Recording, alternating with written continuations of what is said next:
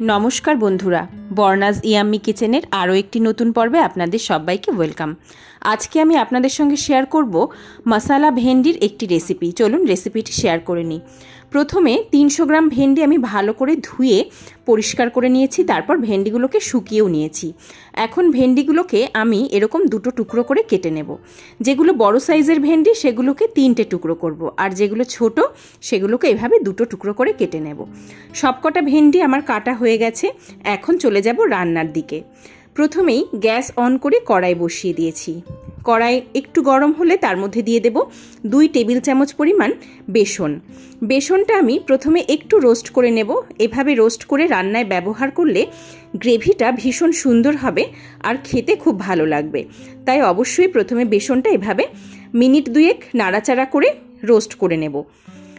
এখন বেসনটা অন্য পাত্রে ঢেলে রেখে ওই একই কড়াই আবার বসিয়ে দিলাম। দিয়ে দিলাম 2 চামচ সরষের তেল। তেলটা গরম করা হয়ে গেলে ভেন্ডিটা আমি কড়ার মধ্যে দিয়ে দিলাম। এখন ভেন্ডিটা ক্রমাগত নাড়াচাড়া করে উল্টে পাল্টে ভেজে নেব।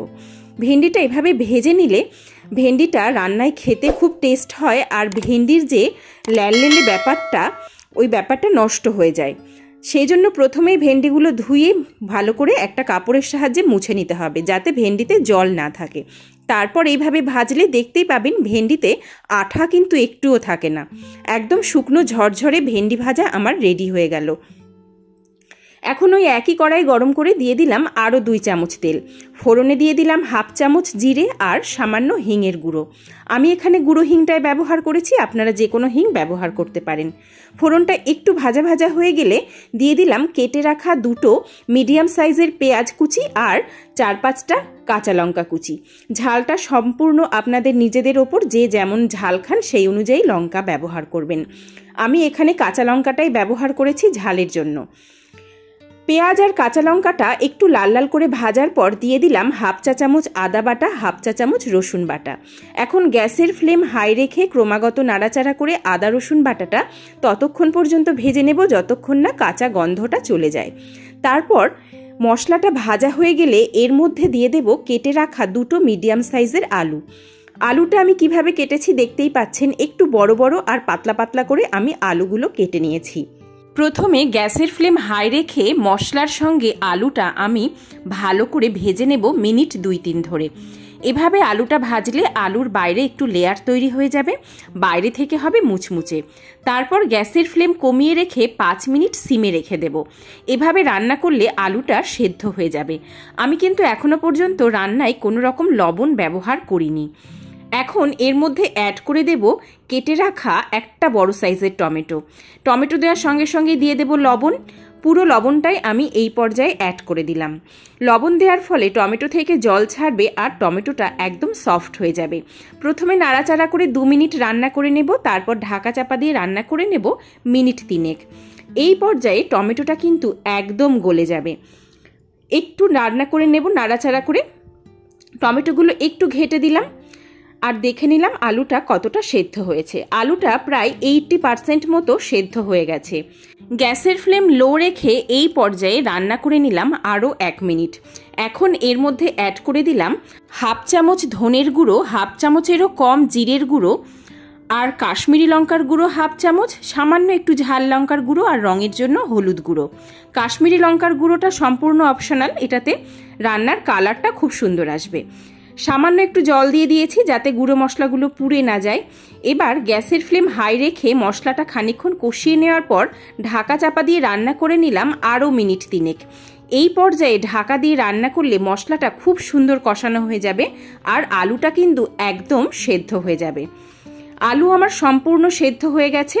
এখন যে বেসনটা রোস্ট করে রেখেছিলাম সেটা রান্নার গ্রেভির মধ্যে দিয়ে দিলাম। সামান্য একটু জল দিয়ে আবারও ভালো করে কষিয়ে নেব মশলাটা। দেখতেই পাচ্ছেন খুব সুন্দর একটা গ্রেভি কিন্তু অলরেডি আমার রেডি হয়ে গেছে। এখন এর মধ্যে অ্যাড করে দেব বেশ খানিকটা পরিমাণ জল। আপনারা আপনাদের প্রয়োজন অনুযায়ী জল ব্যবহার করবেন, তবে খুব বেশি জল আমি ব্যবহার করব না। এরপর মশলার সঙ্গে পুরো জলটা ভালো করে মিশিয়ে দিয়ে ভেজে রাখা ভেন্ডিগুলো আমি অ্যাড করে দিলাম। সমস্ত উপকরণ খুব ভালো করে নাড়াচাড়া করে মিশিয়ে ঢাকা চাপা দিয়ে আবারও একটুখানি রান্না করে নিতে হবে। তার আগে দিয়ে দিলাম স্বাদের ব্যালেন্সের জন্য একটু চিনি আর শাহি গরম মশলার গুঁড়ো 1/2 চা চামচেরও কম ব্যবহার করেছি। এখন নাড়াচাড়া করে আরও একবার সমস্ত উপকরণ ভালো করে মিশিয়ে নিয়ে এবার ঢাকা দিয়ে রান্না করে নেব মিনিট 2 থেকে 3। এই পর্যায়ে মশলার সমস্ত স্বাদ ও গন্ধ ভেন্ডির মধ্যে ঢুকে যাবে, যার ফলে রান্নাটা খেতে হবে দুর্দান্ত। সমস্ত উপকরণ আরও একবার মিশিয়ে নিলাম। দেখতেই পাচ্ছেন কত অনায়াসে রেডি হয়ে গেল দুর্দান্ত স্বাদের রেসিপি।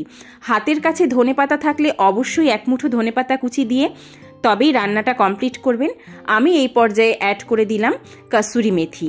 এর ফলে রান্নাটায় একটা দুর্দান্ত ফ্লেভার আসে, যেটা রুটি, লুচি, পরোটা এমনকি ভাতের সঙ্গেও অনায়াসে রেসিপিটা পরিবেশন করতে পারেন। রেডি হয়ে গেল আজকের এই দুর্দান্ত স্বাদের মশালা ভেন্ডি রেসিপিটি। আমি বর্ণা, আপনারা দেখছিলেন বর্ণাজ ইয়াম্মি কিচেন। আমার এই নিত্য নতুন রেসিপির ভিডিওগুলো যদি আপনাদের ভালো লাগে, আমার চ্যানেলটি সাবস্ক্রাইব করার অনুরোধ রইল। স্ট্যান্ডিং টাইমে 2 থেকে 3 মিনিট রাখার পর পরিবেশন করে আমি আপনাদের দেখিয়ে দিলাম। ভিডিওগুলো ভালো লাগলে লাইক, কমেন্ট, শেয়ার করার অনুরোধ রইল। আজ এখানেই শেষ করছি। আবার দেখা হবে নতুন কোনো রেসিপি নিয়ে নতুন কোনো এপিসোডে। ততক্ষণ পর্যন্ত সবাই ভালো থাকবেন, সবাই সুস্থ থাকবেন, বর্ণাজ ইয়াম্মি কিচেনের পাশে থাকবেন। ধন্যবাদ।